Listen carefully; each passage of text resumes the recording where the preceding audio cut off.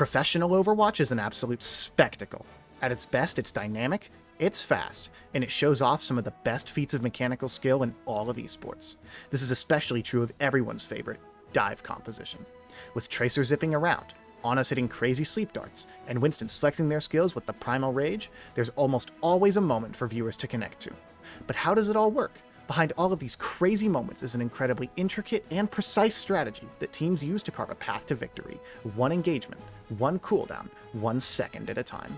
This is no better exemplified than by this crazy game of Busan you're watching right now between Virtus Pro and Exoblivione.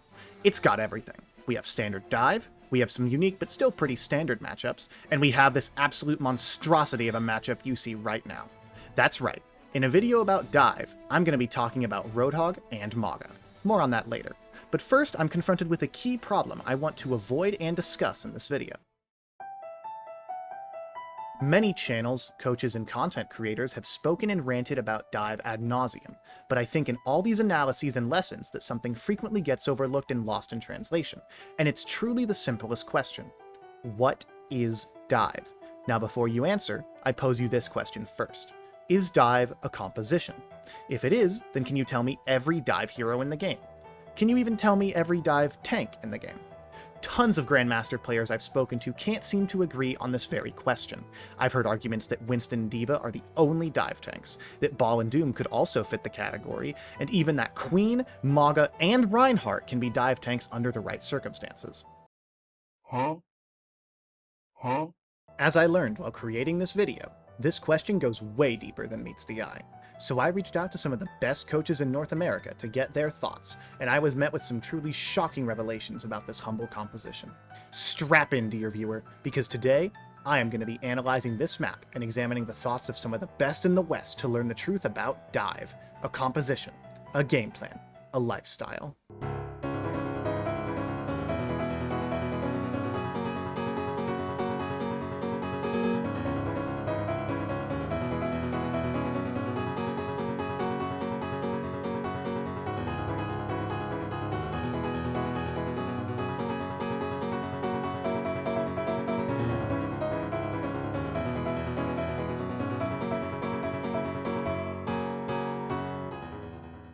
Dive is not a comp, it's a playstyle, and it will always be meta at the highest level if you give any patch enough time. If you think otherwise, you're coping. This quote, which comes from Capitology, head coach of TSM and a previous winner of Overwatch Contenders, is what truly spawned this video, and it'll be the main topic of discussion as we analyze this match. I first saw this tweet over a year ago, and it came back into my head while looking at how I would give my analysis of Busan Downtown. Specifically the compositions that both of these teams roll out on. I had to ask myself, is Exoblivione actually playing dive? In Overwatch 2, the general consensus has always been that Ball is a dive tank, thus a comp with Ball is a dive comp. But I still wasn't certain, since Ball specifically is unique in that despite his mobility, his playstyle is rather slow. The hero doesn't necessarily want to go for hard hits investing every cooldown. He wants to disrupt, make people look at him, and bleed the other team dry of resources with follow-up, and this is the playstyle that Exo will have during this round. But is that dive? I reached out to Cap and asked them to elaborate on the quote from earlier. I asked them how they would define dive as a playstyle. They replied as follows. That's a good question. I define dive as the ability to engage backline trades whenever you want, regardless of verticality. The reason I say it's a playstyle and not a comp is because lots of versions of dive exist with other win cons besides backline punishing. They then posited an example of ye olde Tracer Sombra meta, where oftentimes teams were focusing the enemy frontline to farm ultimates and brawl rather than diving every fight. While this isn't Cap's full reply, I think that's better to discuss later on in this video. For now we have an answer. Exoblivione is indeed playing a dive composition, but one distinctly different from that of Virtus Pro. As I said earlier, Exo wants to play slow and bleed the other team dry by fighting squishies over a long period of time. But VP's composition is much more traditional. They would like to hit hard and fast, ideally investing bubble, dynamite, and anti-nade. With those differences out of the way, let round one commence. Rolling out of spawn, on the side of Exo, Skytor heads main while Takuno, Captain Prash, and SXJ look to take control of the Mega Health Pack, leaving Zaro nice and safe in apartments. For VP, whatever, I'm gonna butcher this. Kaneo and Shockwave roll out towards the point, with Rajaro taking the high ground above Mega. Gala is up on the high ground, usually reserved for Widowmaker, thanks to the help of a quick TP from Sana, who then swaps to Tracer.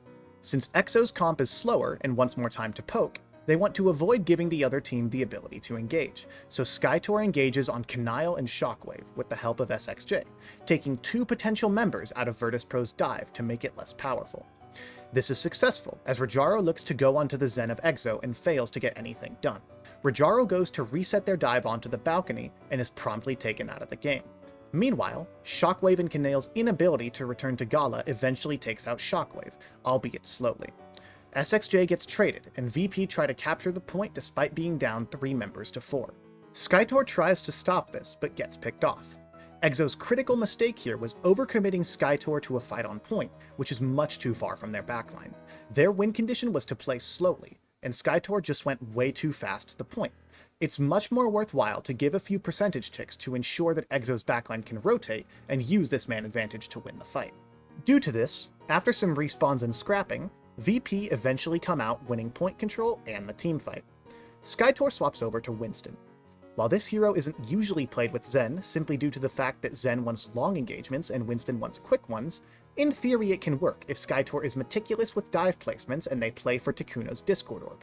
Because of the errors and length of last fight, VP already has 40% going into the next team fight, and it gets even worse for Exo, as Sana pulses Takuno coming back from spawn, forcing another reset.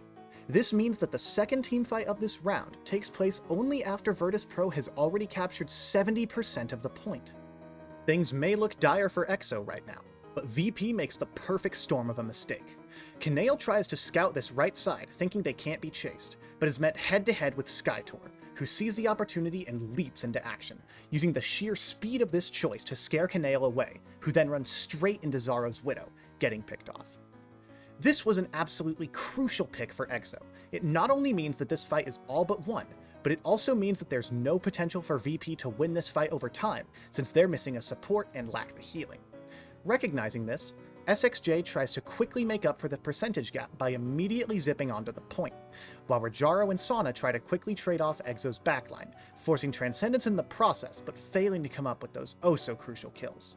After this, Exo managed to capture the point before winning the team fight, meaning that every second VP is dying and respawning, Exo is getting percentage. This is made even better for Exo by the fact that Rajaro died late and missed the wave at 9%, netting some extra progress for the team whose round looked all but lost. With this, I think it's time for a bit of a comeback. Virtus Pro rotate towards the point with a powerful ultimate advantage of 4-2. Exo move over to set up for this team fight, with Skytor hitting the most perfect of engagements onto Shockwave, trading them off with the Primal Rage, while Takuno takes Sana's soul with an almost instant kill. VP start to reset, and to twist the knife into this wound, Skytor goes for Kanale. This stagger would be absolutely crucial, practically evening out the percentages for both teams, and Skytor gets eliminated. VP's respawns are too fast, and Exo has to give the point back, trying to reset before a final fight. Exo fails to get out enough to avoid another dive while they respawn, and Zaro, Takuno, and eventually everyone from Exo get picked. Virtus Pro win the round. Aside from denying us that climactic comeback we all wanted Exo to make, what can we learn from this round? If we go back for a moment, we can see that 3 of the 4 full teamfight losses that occurred came specifically from a tank overextending and dying outside of the line of sight of their backline. I won't downplay you, dear viewer. You're smart enough to know that this is not a dive-specific rule. It applies to any composition. Tanks need to stay in the line of sight of their supports. Or do they? Let's return to Cap's definition. They would define dive as the ability to engage backline trades whenever you want. While this is definitely a bit of an exaggeration, it's worth saying that dive comps can engage in backline trades more often than other compositions due to their mobility, and they're also the only ones that can consistently break this seemingly basic rule of keeping their tank and backline together. Instances like Primal Rage, Nano Boost, and Wrecking Ball as a hero are all instances in which top-level tanks constantly leave the line of sight of their supports.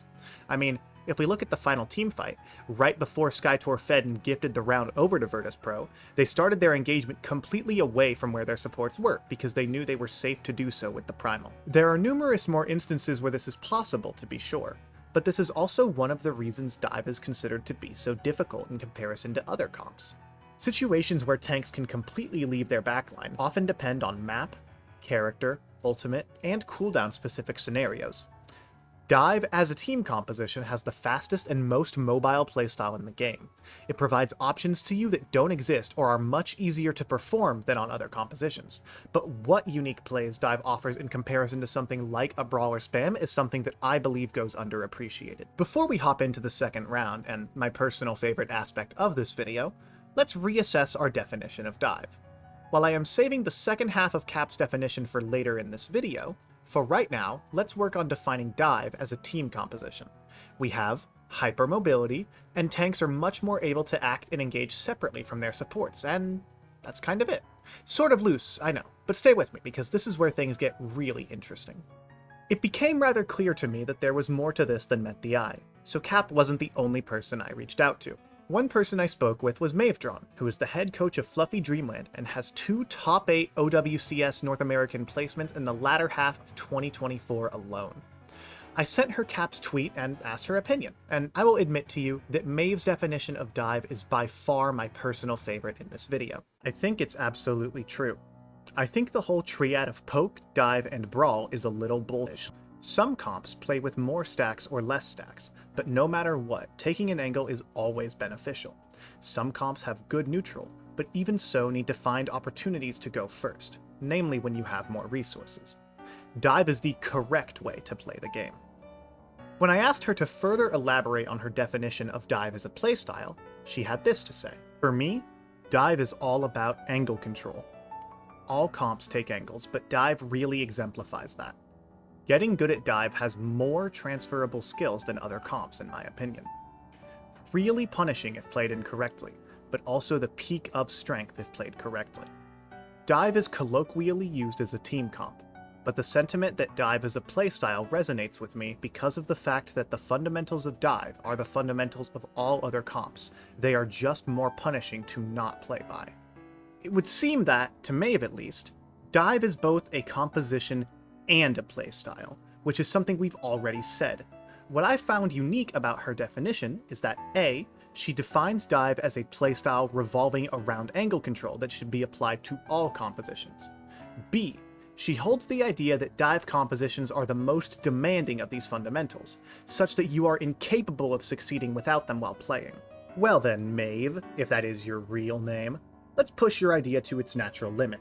If Dive is a playstyle and angle control holds to be the most powerful, then regardless of composition, the team who successfully takes the most angles should win, and the team who makes the most mistakes while taking angles should lose. To examine this, let's look at this bizarre round of Busan Mecha Base before us right now. Ex Oblivione roll out on a slightly substandard but still pretty reasonable Maga composition, aiming to get Skytor and SXJ into the other team with Maga's Cardiac Overdrive, while leaving Zaro in the back to free farm dynamites and click some heads. Virtus Pro, on the other hand, roll out evidently having a slot machine pick their heroes, with Rajaro's Roadhog looking to sponge as much damage as possible, leaving room for Shockwave and Sauna to roam the map and farm some squishies. Gala and Kanale act as a backline that don't want to interact with the other team at all, and just farm ultimates off of their Roadhog while making sure their DPS don't get run over. VP take the outside of the map as makes sense for their composition and immediately take angles, with Sauna running to Exo's side of the bridge, Rajaro using the pedal platform to hit a hook onto Zaro. After forcing out the Roadhog, Skytor and Captain Prash flush out Sauna, and Shockwave takes Takuno out of the fight. Exo couldn't care less though, and Skytor makes a break for Virtus Pro's backline, gunning down all 4 squishies with the help of SXJ's Mei. Exo gets a clean teamfight win and capture the point. VP go into this next fight with a clever trap, sending Sauna, Kanale, and Gala towards the outside bridge side with Rajaro and Shockwave going under. Rajaro touches the point and hooks Zaro right off into the Widowmaker's line of sight, giving VP another man advantage. Yet again though, Exo couldn't care less. Skytor takes 2v1 against a Soldier and Lifeweaver, netting in a limb onto Kanale, while SXJ and Captain Prash brutalize Gala's honor. VP flipped the point in time, but who cares? The fight is over, and Exo once again has percentage ticking in their favor. Since Downtown ended, Exo has been playing the Doom soundtrack in their ears, and they aren't stopping here. Virtus Pro go for another split. This time a three-way, with Shockwave aiming to go to the bridge side, Sana and Gala looking to run out onto the high ground, and Rajaro going main under with Kanail once more. The Roadhog tries to touch point again, and I think Skytor may be Neil deGrasse Tyson, because Rajaro just got atomized even through Kanail's Tree of Life. With no tank, VP stack all of their squishies on one side and try to push out with a nanovisor, but SXJ's Blizzard ends the teamfight. VP want to come back on faster heroes, swapping to Tracer and Kiriko, but there's just not much left to analyze as Rajaro once again explodes, and the rest of their team is soon to follow. After a devastating downtown, Exoblivione has evened this map out 1-1. I'm sure many of you are wondering exactly how Exo turned that around so hard with a nearly flawless win after such an unfortunate yet not super close first round. Well, let's look at the raw gameplay itself to answer that very question, and let's apply Maeve's definition at the same time while we're at it. Did the team who was better at taking angles win the round?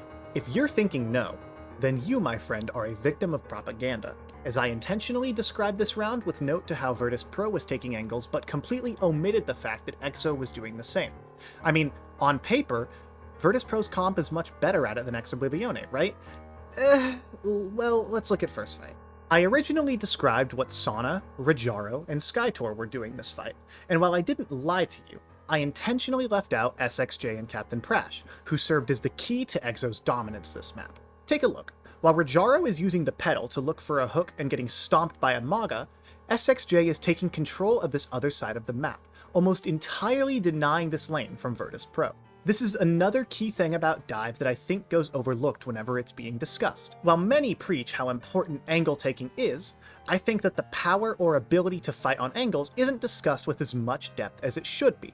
Take this play from SXJ, for example. As I said before, SXJ is controlling this entire lane alone. Who on Virtus Pro is going to be able to fight them? Well, besides Rajaro, or Shockwave given the perfect circumstances, nobody. Heck, even Rajaro wouldn't be able to force the Mei out, assuming she has the assistance of Captain Prash. We see this again on the second fight, where SXJ and Captain Prash go on a Metal Gear Solid mission into the opponent's side of the map, which is where they subsequently ended Gala. Putting my point simply, just because you need to take and control angles doesn't mean you can beat another person in a fight on that angle.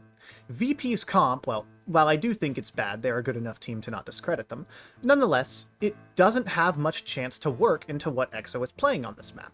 They are worse at a mid-fight brawl, so they need to take angles to stop that from happening, but they're gonna lose pretty much every angle duel they take to SXJ. So, that being said, Maeve does seem to have a point here. The team who was better at taking and controlling angles won, even though this was not a dive mirror. In fact, neither team even played dive. Fire it up like a volcano! Nope. Nuh-uh. Absolutely not. I'm not touching this argument with a 45-foot pole. I'll have to turn off my comment section!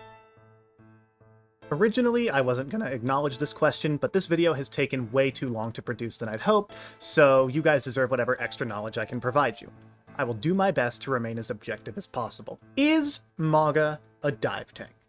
Well, if we examine some of the people I asked about Cap's tweet, as well as some other people who answered a tweet I made asking them to define dive, here is what we see.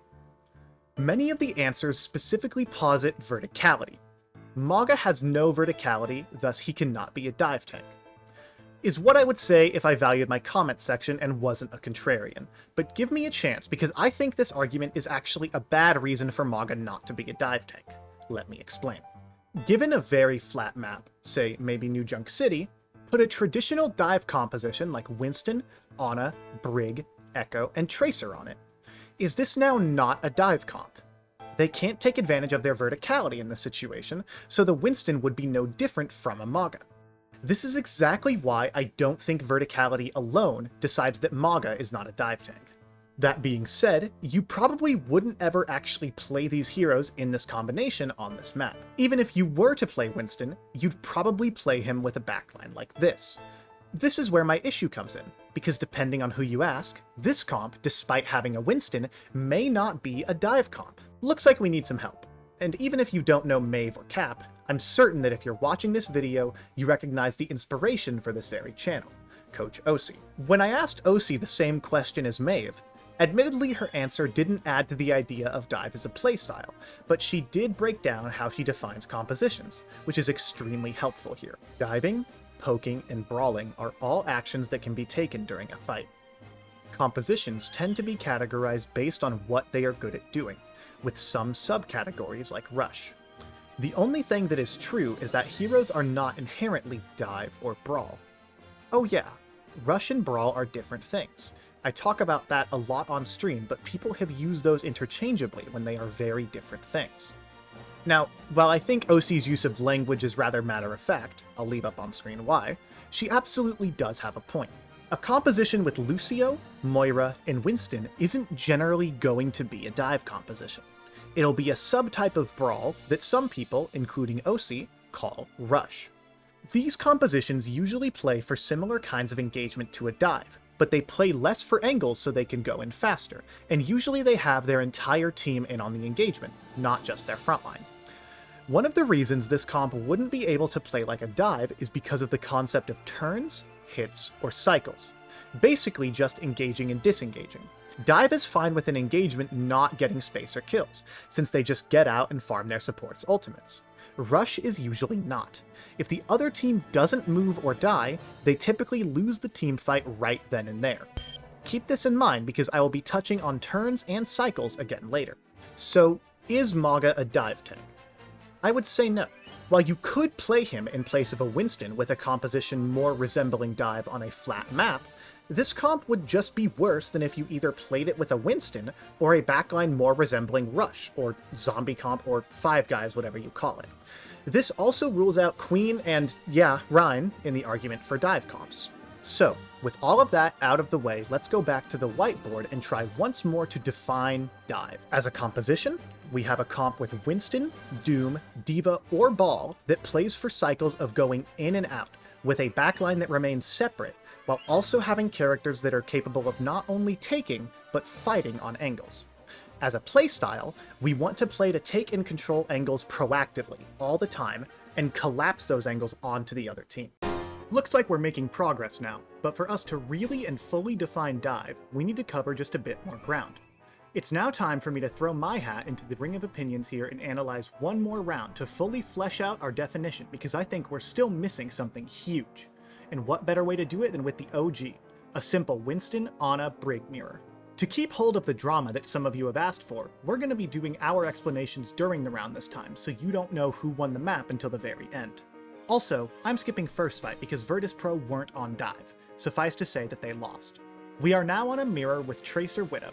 These compositions are looking to, first and foremost, play around each other's Widowmakers. Exo stages their backline on the drum, with Skytor on point. SXJ is holding back on the tablet, looking to defend Zaro from Sauna's flank, while the rest of VP start rotating to the bottom side of the map away from drum. Skytor goes for a dive onto Shockwave, who runs away while Skytor gets slept and forced out. Meanwhile, Rajaro and Sauna successfully dive and pick off Zaro. But what actually happened here?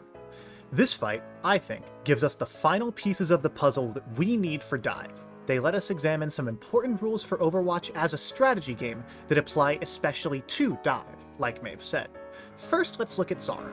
How did they die? For that, dear viewer, you must only answer one specific question. Where is the most dangerous place to be in Overwatch? Many of you may have said something specific, like in front of a Widowmaker, and some of you may have said something much more broad, like in open space with no cover. These answers are definitely dangerous, but to broadly define Overwatch as a game, we need something even more all-encompassing, something that I consider to be the golden rule. Never stand between two threats in Overwatch. If one threat comes, typically most heroes can live with little issue, and if two threats come from one angle, clever use of cover, kiting, and some help from your supports, you too can live this with ease. That being said, even with the help of your supports, if you get between two threats, there isn't much that can be done for you. This applies to almost every situation in Overwatch. Obviously, ultimates and hero specifics and map context matter, but as a general rule, if you're one person between two threats, you're not likely to survive. This golden rule goes hand in hand with what is perhaps the biggest misunderstanding that I see is commonplace at lower levels, especially for players who've been playing Overwatch for a long time. But first, we have to ask ourselves, why did Skytor dive Shockwave? There was no other threat. Skytor must have known they wouldn't get a kill. To that I say, you're right. Skytor is trying to avoid this golden rule from happening to their team. If Widow is allowed to sit there, and Rajaro finds a dive, it would be a disaster for Ex-Oblivione. Skytor performs what's called a soft dive to try to make the Widow move. Some of you may see this as bad, because Skytor is engaging with virtually no chance to get a kill. This is a remnant of a very outdated philosophy of dive. Let me explain. Remember those ins and outs I was talking about earlier, otherwise known as turns or cycles? Every single composition has these, and the original term for them back in Overwatch 1 was a value spike. Essentially, the difference in value that a composition gets between the poke phase and the engagement. Dive was always considered to have the biggest spike in value, since the comp did relatively nothing in poke phase and then invested every resource. This idea isn't necessarily wrong, though I do think that Rush has a bigger spike in modern metas, but I do think it misses something very crucial about Dive. I now bring in the other half of Cap's definition I mentioned earlier. In simpler terms, I'd maybe call it a control comp that has more win conditions than other comps. I say control kind of as a reference to card game style control strategies built around having responses to everything, and winning through skill expression and multiple options. And since we're analyzing two parts of the team fight at the same time, let's analyze two quotes at the same time. Coach Cuffy, coach of Shikigami, who got top 8 in the most recent season of OWCS, had this to say: "People universally understand the concept of poke, dive, and brawl comps, but the concept of them being playstyles is not unique to dive alone. Saying that dive as a playstyle will always be meta, in my eyes, is the same as saying being able to close proximity with minimal resources will always be meta."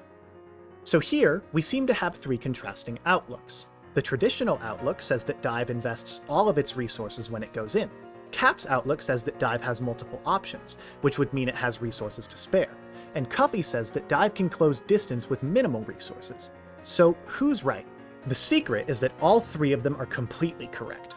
Going back to Maeve's definition of dive as a playstyle, taking and controlling angles is everything. Dive as a composition is simply best at this. Dive comps are the best at this because they have mobility and heroes that don't need a lot of help from their backlines to fight on, control, or contest angles. A Winston can choose to leave his backline's line of sight simply to make someone look at him for a small period of time, negating their angle. If he wants to make them move off of the angle, he can dive in LOS of his Ana, getting some healing, and if he wants a kill, have a nano boost, an anti-nade, and some tracer follow-up. Go wild. So finally, without further ado, I can give my final definition of dive, and then we can analyze the rest of this map based off of it. We first have the golden rule for almost every situation in Overwatch. The most dangerous place to be is between two threats or angles. Add this onto Maeve's definition of dive as a playstyle, and we get this. Take angles to put the other team between two threats and attempt to collapse these angles. Control angles so that this does not happen to you. Dive as a composition is simply the composition that's best at doing this. Dive is best at this because the heroes being played are hypermobile, good at dueling, and have the option to do things without needing help from their team. That's right, I'm giving you the boring answer that what makes dive the peak of Overwatch and played so commonly at the top level is flexibility. This also answers one other question I see a lot about dive.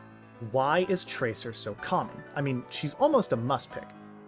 Now that we've discussed at length how dive works, I'm sure that you can figure this one out for yourself. Tracer is by far the best at finding an angle before an engagement, or just blinking right behind the other team from the front to create one artificially. With that out of the way, let's analyze the rest of the round as intended, using our new definition of dive. Rolling out of spawn, Zaro gets a pick onto Sana, forcing VP to back up over to the central drum position. Seeing this, Skytor quickly moves to set up on the point while sending their backline rotating down the right lane to that exact position. If Skytor can get a good jump onto the drum, the golden rule will break, and Virtus Pro should fall right apart. Despite being in an open space looking down 4 people, Skytor has no fear because they have the Primal Rage. Skytor initiates the jump, and Takuno lands an anti-nade onto Shockwave, who is soon finished off by the Primal Rage. Rajaro tries to contest the backline of Exo, but fails because they have no second threat, and Zaro is easily saved while Skytor boops Gala off the map. Exo finish their kills and get a clean fight win. Going into this next team fight, Sana takes an angle on the drum, while Rajaro rotates to point, looking for the very same golden rule break that we saw Exo perform last fight. All of Exo's backline is on drum, but Skytor is staged to dive VP's backline on the tablet. Skytor goes for the jump with Nano Boost, but it's booped away and, Guys, I won't lie, I think EXO messed up their scouting here. There was no way Skytor was even going to get kills if they didn't get booped. What are you aiming at? What are you aiming at? Takuno sees Skytor make a silly mistake, and monkey see, monkey do. So just to ensure the team fight is lost, Takuno walks into a missed pulse bomb. Finishing off the fight with Primal Rage, the ball is now in Exo's court to win one last team fight and take this map. Exo roll out towards the bottom, leaving Zaro on the statue to try to get an angle on point. Rajaro's first jump of the fight is to eliminate this angle, a soft dive. Skytor's first dive is a hard dive initiated onto Kanale with SXJ's off angle, looking to break the golden rule once again. SXJ misses the pulse bomb, meaning that Kanale is just barely able to survive with the help of Rally, and bashes back into their team. Rajaro continues the pressure with another soft dive onto Zaro, not wanting this Widow to get any value in this crucial team fight. SXJ overextends onto point without recall, and Sana takes advantage of it. With no Tracer and Rajaro behind them, EXO try to stack and reset their resources with Rally, but the rule has been broken. They are absolutely surrounded. A pick onto Zaro and a pulse bomb for good measure seals the map for Virtus Pro, putting them up 1-0 in the series. Alright, the outro I had recorded had really bad audio. It's currently 3 AM, I'm a little quiet. This video should be used as a discussion point. I used some quotes from a bunch of people, but there is no objectively correct definition of anything in Overwatch. That's what makes it a constantly evolving game. I really hope you guys liked the video.